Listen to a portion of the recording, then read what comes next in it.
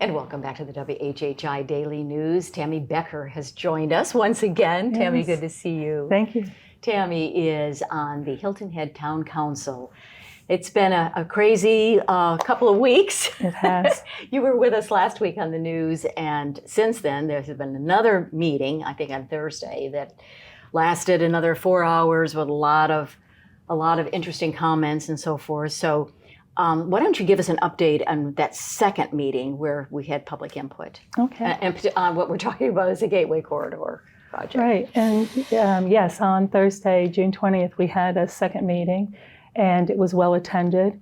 The discussion was robust with a lot of public input and dialogue between council members. A couple of things came out. Sean Collin, who's been working on this project from the beginning, informed us, maybe not for the first time, but clearly, that the SCDOT has given us kind of a binary choice. It's the bridge plan that they proposed, which has the 6 lanes, push bike on lanes, and the bike ped, etc., versus nothing, and that there is nowhere for a compromise. Through that discussion, we heard a couple of things that I thought were interesting. One came from our mayor, who indicated that there are a number of other things. I believe he had 5 or 6 things that he listed that we need to attend to, that we need to attend to short-term rentals and parking in our LMO, and that by doing so, we should find some relief in some of the issues that concern the island residents, which is absolutely true. And I told him that that was a great. However, we've been working on those. Right. We've been working on those for as long as I've been on council. And most recently, we had some real solutions. In fact, we had a first vote on an ordinance with regard to that would have been helpful.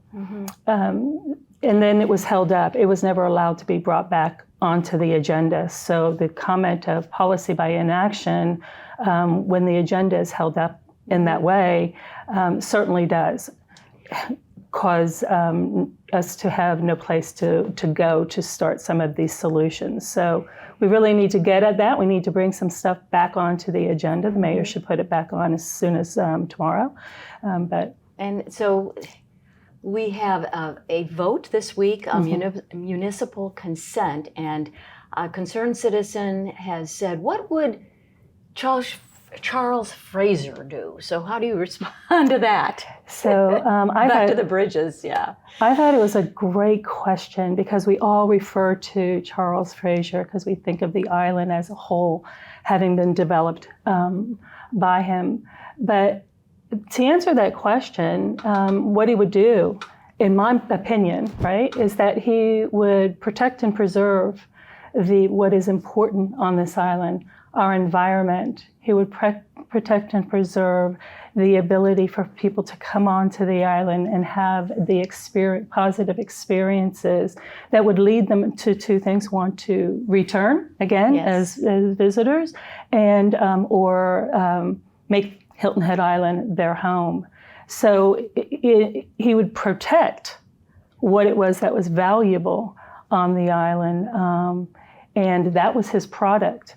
So if we're bringing more people on now, I want to know what it is that we're selling, since we are at capacity. And we ought to protect and preserve all of the island so that that product remains of high value for each and one of us who live here, but also for that visitor who's still looking to come and to possibly make Hilton Head their home. Good answer. So we protect and we preserve. Very good. So do you think we'll have a vote this week from the council? I've requested in writing to our town manager and mayor that we ask Senator Davis to help us with getting an extension. This is too short of a time frame. There were MOA conditions put on the table, and we've had yet a chance to vet those. You haven't heard anything? And as of 5 minutes ago, I have heard nothing. But we do have some work to do. Right. We have I's to dot and T's to cross. And we do not have enough time this week. Well, thank you, Tammy, for your investment. Good to see you again. Nice Normally to see you. Bob is in on Mondays, and you talk with him, so Good to see you. And thank you for your service, as always. Thank you, and thanks everyone for their support. Coming up after the break, Nurse Wendy Cummings will join us. She'll talk about how to keep your kids hydrated and safe for the summer. Stay tuned.